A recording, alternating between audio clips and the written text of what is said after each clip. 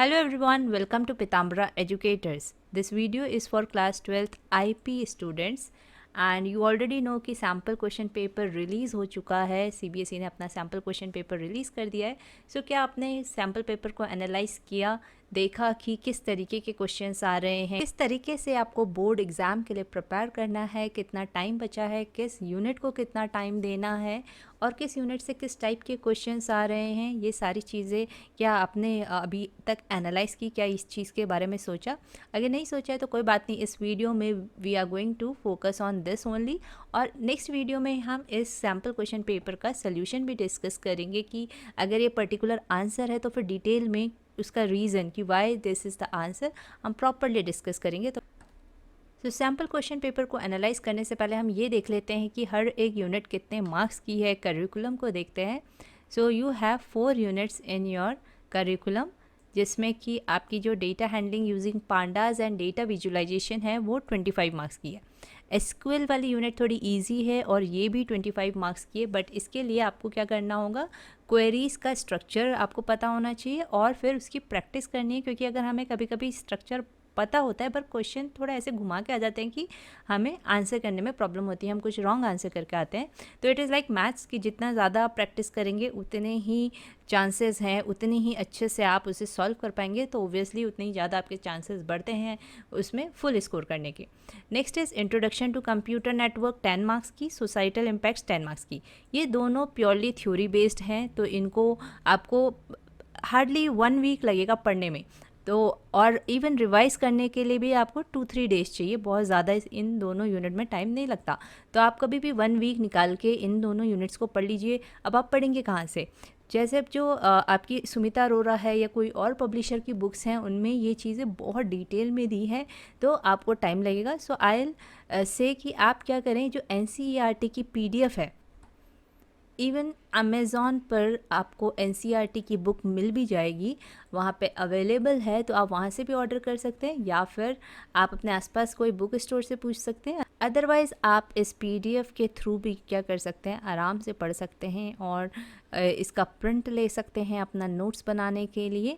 So what ever you find easy आप वो करिए. बट मैं आपको ये बोलूँगी कि जो NCERT है उसी को प्रेफर करिए for specially these 2 units that are societal impacts and introduction to computer network. क्योंकि पूरा का पूरा जो भी क्वेश्चन पूछा जाता है वो इन चैप्टर्स में जो यहाँ पे मेंशन है टॉपिक्स, उनसे ही रिलेटेड, की ही लैंग्वेज में. लास्ट टाइम अगर आप टर्म 2 के पेपर देखेंगे या टर्म 1 के पेपर देखेंगे तो आपको दिखेगा कि NCERT की जो ये बुक अवेलेबल है, इसी की डायरेक्ट लैंग्वेज वाले जो क्वेश्चंस हैं उनसे ही डायरेक्ट आपके MCQ फ्रेम हुए थे. तो आई विल सजेस्ट यू कि आप इसकी रीडिंग करिए, इसी से पढ़िए. सुमिता अरोरा या कोई और पब्लिशर की बुक आपको पढ़ने की ज़रूरत नहीं है, specially for societal impacts and introduction to computer network. Even SQL के लिए भी, बट ओब्वियसली जब आपको प्रैक्टिस करने होते हैं तो NCERT में क्वेश्चंस नहीं है प्रैक्टिस करने के लिए. तो फिर उस चीज़ के लिए चैप्टर 1 जो है यहाँ पे SQL है, बट प्रैक्टिस करने के लिए क्वेश्चंस नहीं है, बट सिंटेक्स और नोट्स बनाने के लिए ये बहुत अच्छी बुक है NCERT. इससे आप पढ़ सकते हैं और प्रैक्टिस करने के लिए फिर आप सैम्पल पेपर्स या किसी भी और बुक को प्रेफर कर सकते हैं.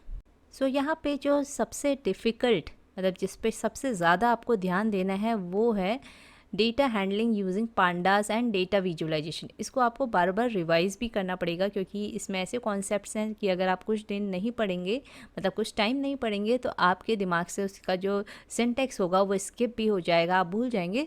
तो इसको आपको क्या करना है, often you have to revise it. ऐसे ही SQL है, SQL तो एक बार आप पढ़ लेंगे तो उसके बाद आपको फ्रीक्वेंटली नहीं रिवाइज़ करनी है. जब भी आपका एग्ज़ाम है उससे पहले एक बार रिवाइज़ कर लीजिए. बट हाँ, आप जब क्वेश्चंस प्रैक्टिस करेंगे ना तो इसके जो सिंटेक्स होते हैं, इसका जो स्ट्रक्चर होता है, आपको ईजिली खुद ही लर्न हो जाता है. बट थोड़ा सा ये पांडाज वाला जो है सीरीज़ डेटा फ्रेम है इसमें, और इससे आप देखेंगे तो डायरेक्टली आपको प्रोग्राम्स लिखने के लिए आए हैं, पाइथन लैंग्वेज के प्रोग्राम्स लिखने को आए हैं. हालांकि बहुत बड़ी कोड नहीं लिखना है आपको, 2, 3, 4, 5 लाइंस का मैक्स, मोस्टली 1-2 लाइंस का आपको प्रोग्राम लिखना है. So we will see part A. यहाँ पे अब हम सैम्पल क्वेश्चन पेपर देखते हैं. 3 आवर्स का है क्वेश्चन पेपर आपका, तो बहुत है, इसमें कोई जल्दीबाजी आपको करने की ज़रूरत नहीं है, टेंशन लेने की ज़रूरत नहीं है. 3 hours are more than enough to solve this question paper, जिसमें कि आपके 18 MCQs हैं। अगर आपने अच्छे से पढ़ा है तो ये 18 MCQs आप 18 मिनट्स में सॉल्व कर लेंगे इसमें, क्योंकि डायरेक्ट क्वेश्चंस हैं। सो आप देख सकते हो कि ये वाला क्वेश्चन कितना इजी है MCQ में। Television cable network is an example of, तो ये तो हमने अपने जूनियर क्लासेस में पढ़ा है कि मेट्रोपॉलिटन एरिया नेटवर्क का एग्जांपल जो होता है वो टेलीविजन केबल नेटवर्क होता है। ये आपने इवन अगर आपकी क्लास 10th 9th में IT थी तो वहाँ पे भी आपको ये आपने पढ़ा होगा नेटवर्क वाला चैप्टर। तो कंप्यूटर नेटवर्क चैप्टर बहुत ईजी है। इवन यूनिट सोसाइटल इम्पैक्ट्स भी बहुत इजी यूनिट है, जिससे कि ये क्वेश्चन आया है which of the following is not a type of cyber crime. तो data theft obviously it's a cyber crime. Installing antivirus for protection, तो एंटीवायरस इंस्टॉल करना ये कोई भी साइबर क्राइम नहीं है, तो obviously it will be the answer. तो देखिए ये बहुत इजी क्वेश्चन है। अब यहाँ पे आ गया SQL, जिसमें कि आपको क्या करना है, आपको बताना है कि which type of value will not be considered by SQL in this query. तो select count column name from inventory. अब यहाँ पे numeric value, text value, date value या फिर नल वैल्यू, तो obviously it's answer is null value. अब अगर हम इसको देखेंगे ना, इस MCQ को और NCERT की बुक को देखेंगे, तो फर्स्ट चैप्टर जो है आपका SQL है। सो इस बुक के थ्रू मैं आपको ये दिखाना चाहती हूँ कि अगर आप इस बुक के थ्रू पढ़ेंगे ना, NCERT की बुक के थ्रू, तो आपके लिए बहुत ईजी रहेगा इस इन MCQs को सॉल्व करना। तो हमारे पास क्वेरी थी वहाँ पे काउंट वाली। काउंट एक एग्रीगेट फंक्शन होता है, तो मैं यहाँ पे सर्च कर लेती हूँ काउंट। तो यहाँ पे देखिए ये काउंट का जो एक्सप्लेनेशन है कि काउंट क्या करता है, it returns the number of values in the specified column. जो भी नंबर ऑफ वैल्यूज़ है कॉलम में उनको रिटर्न करता है, बट किसको इग्नोर कर देता है, नल वैल्यूज़ को। नल वैल्यूज़ को वो नहीं कंसिडर करता है। सो यहाँ से आपको अपना आंसर नल वैल्यू मिल जाएगा। और आप क्या करिए कि इस यूनिट को एक बार यहाँ से पढ़ लीजिए NCERT से, और फिर जितने भी क्वेश्चंस हैं रिलेटेड टू SQL क्वेरीज वो सॉल्व करने की कोशिश करिएगा कि whether you are able to solve और नॉट MCQs करेक्टली। इसके बाद आते हैं हम 18 MCQs है यहाँ पे, जिसमें एक असर्शन और रीजनिंग वाला क्वेश्चन भी है। आई होप आपको 11th क्लास में भी ऐसे क्वेश्चंस अपने क्वेश्चन पेपर में देखने को मिले होंगे, तो आपको आइडिया होगा कि असर्शन क्या होता है। एक कुछ फैक्ट आपको मेंशन किया होता है वहाँ पे, फैक्ट स्टेटेड होता है और उसका रीज़न दिया होता है। ठीक है, तो यहाँ पे असर्शन है यानी कि एक फैक्ट है और ये इसका रीज़न है कि ये चीज़ इसके वजह से होती है। फिर यहाँ पे अब ये रीज़न गलत भी हो सकता है, सही भी हो सकता है। मे बी आपका ये जो फैक्ट दिया है ये सही है या रॉन्ग भी हो सकता है। तो इस पे बेस्ड आपको 4 ऑप्शंस दिए हैं, both A and R are true. तो दोनों स्टेटमेंट ट्रू है। R is the correct explanation for A, तो R जो है वो करेक्ट एक्सप्लेनेशन ऑफ A है। ऐसे ही A और R ट्रू है, बट ये जो रीज़न है वो इस स्टेटमेंट का नहीं है। और यहाँ पे A ट्रू है, R फॉल्स है। A is false but R is true. ठीक है, तो ये चारों ऑप्शन है। अब इनको पढ़ के आपको इनमें से एक ऑप्शन टिक करना है जो भी सही है। तो दो क्वेश्चन ऐसे हैं जो असर्शन रीजनिंग से आए हैं, तो इसके लिए ये 18 MCQs हैं, इनमें कोई चॉइस नहीं है। तो इसके लिए आपको अपनी जो NCERT की बुक है वो डिटेल में पढ़नी है, अच्छे से हर एक पॉइंट को कवर करना है, क्योंकि जो MCQs होते हैं वो किसी भी लाइन से आ सकता है, तो हर एक लाइन को अच्छे से समझना है और पढ़ना है। फिर आते हैं पार्ट बी में, यहाँ इंटरनल चॉइस है। ओबियसली वेब पेज और होम पेज की डेफिनेशन तो आपको आती होगी, आपको पता होगा कि क्या होता है web page and home page. तो होम पेज तो फर्स्ट वेब पेज होता है ऑफ एनी वेबसाइट, और web page is like a page of a website. तो इस तरीके से आपको अच्छे से टेक्निकल टर्म्स यूज़ करके लिखना है, मैंने तो शॉर्ट में बता दिया आपको।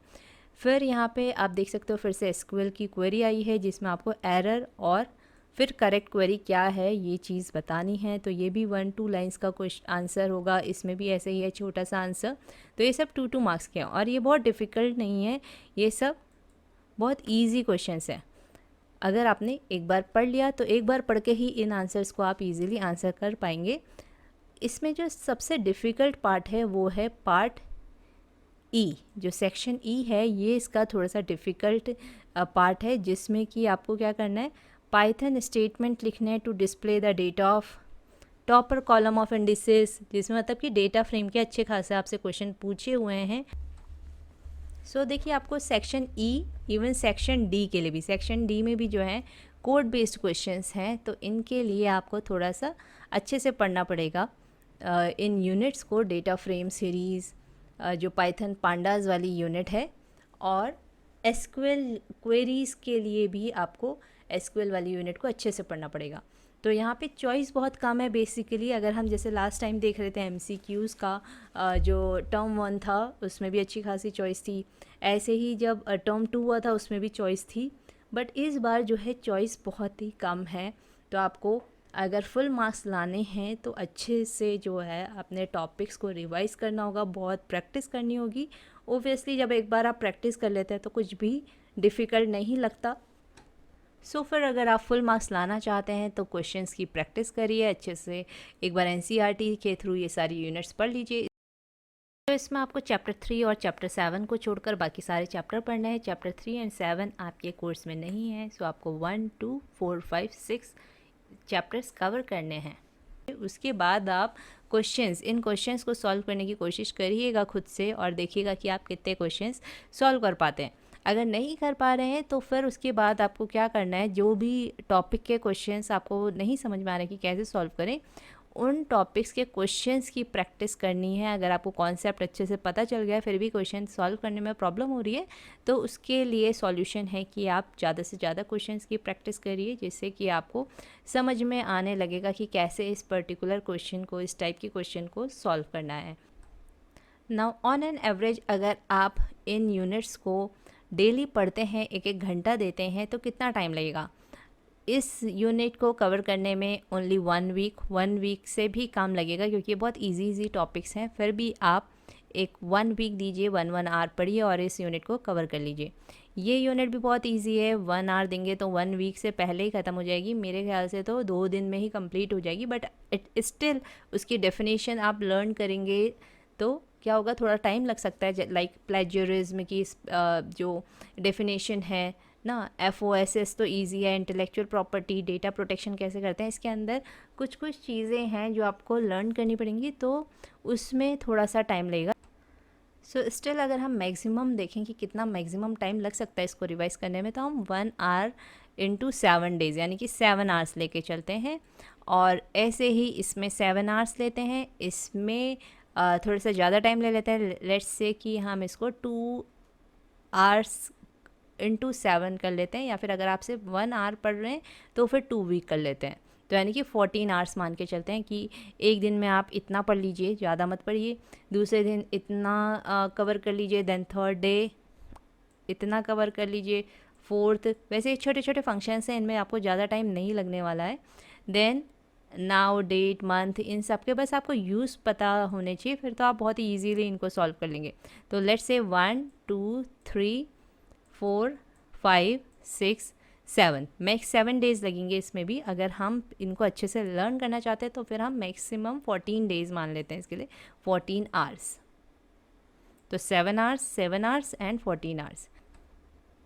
अब ये यूनिट जो है, यूनिट 1, ये सबसे ज़्यादा डिफ़िकल्ट है in comparison to unit 2, unit 3 and unit 4। तो यूनिट 4 और यूनिट 3 से टफ़ जो है, डिफ़िकल्ट जो है वो यूनिट 2 है। यूनिट 2 से डिफ़िकल्ट जो है यूनिट 1 है। तो यूनिट 1 को आप 1 मंथ दीजिए पढ़ने के लिए, अच्छे से इसे पढ़िए। इसके हर एक जो भी कॉन्सेप्ट है उन्हें समझिए, जो भी फंक्शंस हैं इसमें, जो भी सिंटेक्स है किसी भी पर्टिकुलर चीज़ को करने के लिए, उनको लर्न करिए। ओब्वियसली सिंटेक्स तो आपको लर्न करना पड़ेगा कि इस चीज़ के लिए ये फंक्शन यूज़ होता है, इस पर्टिकुलर चीज़ को हम इस तरीके से लिखते हैं। ये सारी चीज़ें आपको लर्न करनी पड़ेगी, एंड देन ये यूनिट भी आपके लिए बहुत इजी हो जाएगी। जैसे मैथ्स में हम फॉर्मूले लर्न करते हैं, तो उसके बाद मैथ्स और क्वेश्चन थोड़ा प्रैक्टिस करते हैं तो मैथ्स हमारे लिए इजी हो जाती है। ऐसे ही पाइथन में भी क्या करना होता है, सिंटेक्स लर्न करना है, और आपको उसके फंक्शंस क्या यूज़ होते हैं किसी भी पर्टिकुलर चीज़ के, क्या क्या वेज़ हैं एक पर्टिकुलर चीज़ को करने के, ये सारी चीज़ें समझनी है। और फिर आप इन क्वेश्चंस को प्रैक्टिस करेंगे और आप इजीली इस यूनिट से भी रिलेटेड क्वेश्चन सॉल्व कर पाएंगे। तो देखिए ना, मेजर जो आपके क्वेश्चंस आ रहे हैं वो आ रहे हैं यहाँ से 25 और 25। तो एसक्यूएल तो आप इजीली कर लेंगे, बट ये 25 मार्क्स की जो है ये बहुत इंपॉर्टेंट है फुल मार्क्स स्कोर करने के लिए, तो इसे भी अच्छे से प्रिपेयर करना है। अगर आप अपने सैम्पल क्वेश्चन पेपर को अच्छे से देखेंगे तो सेक्शन ई में आप देखेंगे कि जो एक क्वेश्चन आया है वो पांडास वाली यूनिट से आया है और दूसरा वाला जो क्वेश्चन आया है वो आपका एसक्यूएल से आया है। तो ये क्वेश्चन एसक्यूएल का है और ये क्वेश्चन पांडास का है, दोनों कंपलसरी हैं। तो 5 मार्क्स गेन करने के लिए, ये वाले 5 मार्क्स गेन करने के लिए आपको पांडास और एसक्यूएल दोनों आनी चाहिए, वरना ये दोनों 5 यहीं से माइनस हो जाएंगे। तो अगर आप ये अपने 10 मार्क्स लूज़ नहीं करना चाहते हैं तो आपको क्या करना है, पांडास और एसक्यूएल अच्छे से प्रिपेयर करनी है। यहाँ पे आपको देखिए राइट अ क्वेरी लिखा है, आपको क्वेरी लिखनी है to display close name in lower case. तो नॉर्मली कहीं पे आपको क्वेरी दिखेगी जहाँ पे आपको आउटपुट बताना होगा। जैसे कि हम यहाँ पे क्वेश्चन देख भी रहे थे कि यहाँ पे क्वेरी लिखी थी और हमें क्या करना था, आउटपुट बताना था। तो आउटपुट बताना थोड़ा ईजी होता है, बट क्वेरी लिखने में क्या होता है, कई बार कुछ मिस्टेक्स हो जाती हैं, तो उसके लिए आपको प्रॉपर सिंटेक्स पता होना चाहिए। बट ऐसा नहीं कि अगर आपको लग रहा है ना कि मुझे क्वेरी नहीं आ रही है समझ में तो मैं बिल्कुल छोड़ दूँ, ऐसा कभी नहीं करना है। एक बार कोई चॉइस होती क्वेश्चन में, लाइक 34 या 35 करना होता, तो हम सोच सकते थे कि 34 को नहीं करते हैं। बट यहाँ पे कोई भी चॉइस नहीं है और आपको ये क्वेश्चन अटैम्प्ट करना ही करना है। तो अगर आप बिल्कुल छोड़ देंगे तो ज़ीरो, ठीक है। तो कभी भी कोई क्वेश्चन को नहीं छोड़ना चाहिए। अगर आपको थोड़ा सा भी आता है ना तो उतना लिख के आइए। जैसे यहाँ पे आपको दिख रहा है कि write a query to display close name, तो डिस्प्ले आपको पता होना चाहिए कि डिस्प्ले के लिए हम क्या लिखते हैं, सेलेक्ट। तो आपको सेलेक्ट पता है ना, तो भले ही सेलेक्ट लिख के आ जाइए, क्योंकि आपकी क्या होती है, स्टेप वाइज मार्किंग होती है। तो अगर आपने सेलेक्ट लिख लिया है, एक सेलेक्ट यहाँ लिखा है, एक सेलेक्ट सेकंड पार्ट के लिए लिखा है, ठीक है, और यहाँ पे भी सेलेक्ट लिखा है, तो कुछ मार्क्स तो आपको मिलेंगे इन तीनों में अगर आपने सेलेक्ट लिख दिया। सेलेक्ट क्या करना है, हमें क्या डिस्प्ले करना है, क्लोज नेम। आप क्लोज नेम कौन से कॉलम में, C name. Select C name अगर आपने लिख दिया इन लोअर केस, तो लोअर केस के लिए क्या फंक्शन होता है वो फंक्शन मेंशन कर दिया और उसके अंदर सी नेम लिखा, तो क्या होगा, कुछ मार्क्स तो आपके आएंगे ना। फिर फ्रॉम, आपको ये पता होना चाहिए कि सेलेक्ट के बाद फ्रॉम टेबल नेम आता है कॉलम नेम के बाद, तो फ्रॉम देन जो भी आपका टेबल नेम है, ये तो दिख ही रहा है क्लॉथ। तो थोड़ी थोड़ी जो ये छोटी छोटी चीज़ें हैं, ये भी अगर आप आंसर में मेंशन करेंगे तो इसके भी क्या होते हैं, मार्क्स होते हैं। तो बिल्कुल ब्लैंक नहीं छोड़ना है किसी भी आंसर को, किसी भी क्वेश्चन को बिल्कुल नहीं छोड़ के आना है। जो जितना भी आता है, जैसा भी आता है, उतना अटेम्प्ट करके आना है, जिससे कि आप अच्छे से अच्छे मार्क्स स्कोर कर सकें। तो सेक्शन ई जो है आपका बेस्ड है एसक्यूएल और पांडास वाली यूनिट पे, तो अच्छे से उसे प्रिपेयर करना है। देन आते हैं पार्ट डी पे, that is section D. Section D में अगेन ये कंप्यूटर नेटवर्क से एक क्वेश्चन आया है आपका, आप देख सकते हो। और ये इस क्वेश्चन को प्रैक्टिस करने के लिए ना आपको बहुत सारे क्वेश्चंस मिल जाएंगे in previous year question papers, और इवन सैम्पल क्वेश्चन पेपर्स में भी मिलेंगे। इस टाइप के क्वेश्चन हर साल आते हैं, तो आपको आराम से इस टाइप के क्वेश्चंस, और इन क्वेश्चंस को सॉल्व करने का ना एक सेट पैटर्न है कि अगर ये है तो इसका आंसर ये होगा, ये है तो इसका आंसर ये होगा, इस तरीके के ये क्वेश्चन हैं। तो इस पे बेस्ड हमारे चैनल पे एक वीडियो भी है, आप वो देख सकते हैं। मैं जो लिंक है वो डिस्क्रिप्शन में दे दूँगी कि कैसे इस टाइप के क्वेश्चंस को आप सॉल्व करते हैं, तो उसे देख के ये क्वेश्चन ईजिली सॉल्व हो जाता है। सो एक क्वेश्चन आया है आपका कंप्यूटर नेटवर्क से, एक क्वेश्चन आया है एसक्यूएल से, एंड ये क्वेश्चन आया है आपका मैटप्लॉटलिब जो लाइब्रेरी है उससे। अगेन ये पाइथन का क्वेश्चन है, तो फिर से आपको सेक्शन डी में अगर अच्छे मार्क्स स्कोर करने हैं तो कंप्यूटर नेटवर्क तो इजीली हो जाएगा। एसक्यूएल और जो आपको प्रिपेयर करनी है वो है पाइथन वाली यूनिट। अब आते हैं सेक्शन बी में। सेक्शन बी में बहुत छोटे छोटे अच्छे क्वेश्चंस हैं, ये स्कोरिंग क्वेश्चंस हैं कि अगर आपने बेसिक पढ़ा है ना सारी यूनिट से तो भी आप आंसर कर लेंगे, मतलब कि थ्योरी अगर पढ़ी है, बहुत डिटेल में आप कोडिंग में नहीं गए हैं बट थ्योरी पढ़ी है तो भी हो जाएंगे। सो इसमें आपका एक क्वेश्चन आया है कंप्यूटर नेटवर्क से, ये वाला, एंड फिर आपका 23 वाला जो क्वेश्चन है ये है सोसाइटल इम्पैक्ट से। 2 क्वेश्चंस आए हैं आपके एसक्यूएल से, ये वाला एसक्यूएल बेस्ड है, एंड एक और है आपका जो एसक्यूएल से आया है, दैट इज़ दिस वन। तो 2 आपके एसक्यूएल के हैं, एक आपका हो गया कंप्यूटर नेटवर्क का, ये है सोसाइटल इम्पैक्ट का। और ये 2 क्वेश्चन जो आपके आए हैं ये आए हैं पाइथन से बेस्ड, और ये 24 भी आपका पाइथन बेस्ड है। तो 22, 24 एंड 25, तो देखिए पाइथन से बहुत सारे क्वेश्चंस आ रहे हैं। अब अगर बात करते हैं एमसीक्यूज़ की, दैट इज़ पार्ट ए, तो आपके 3 MCQs आए हैं कंप्यूटर नेटवर्क से एंड 5 MCQs आए हैं आपके सोसाइटल इम्पैक्ट से, 6 MCQs हैं SQL से एंड 4 MCQs हैं आपके पाइथन वाली यूनिट से। तो यहाँ पे SQL से आपके बहुत सारे क्या आए हैं, MCQs आए हैं। तो MCQs के लिए आपको SQL की क्वेरीज अच्छे से पढ़नी है, उनका स्ट्रक्चर पढ़ना है, क्या एरर आ सकता है वो पढ़ना है। सो आई होप ये वीडियो आपको हेल्पफुल लगी होगी in understanding this sample paper कि किस तरीके से प्रिपेयर किया जाए, कहाँ से प्रिपेयर किया जाएगा। आई हैव टोल्ड यू कि यहाँ NCERT की बुक को रेफ़र करिए, इसके सिर्फ 5 चैप्टर्स आपको पढ़ने हैं और आपका जो IP है वो प्रिपेयर हो जाएगा। उसके बाद तो आपको रिवाइज और थोड़ा सा प्रैक्टिस करनी है। उसके लिए time to time I will post practice questions. So I hope ये वीडियो आपके लिए यूज़फुल रही होगी। अगर आपको लगा है कि ये यूज़फुल वीडियो है और आप ऐसी और वीडियोस चाहते हैं तो लाइक करिएगा, कमेंट करिएगा और प्लीज़ चैनल को सब्सक्राइब करिएगा if you have not subscribed yet. And thank you for watching this video.